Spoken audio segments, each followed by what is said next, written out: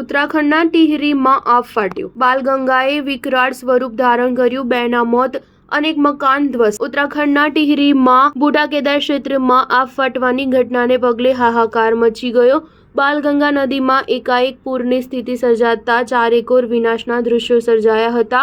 ગેવાલી, તોલી, જખાણા, વિસન, તીનગઢ અને બુઢા કેદાર ગામના લોકો ભારે મુશ્કેલીમાં મુકાઈ ગયા હતા. માહિતી અનુસાર આગ ફાટવાની ઘટના બાદ બાલગંગા નદીએ ભયાનક રૌદ્ર સ્વરૂપ ધારણ કરતા અનેક મકાનો, રસ્તાઓ વહી ગયા હતા, જેના પગલે જનજીવન અસ્તવ્યસ્ત થઈ ગયું હતું.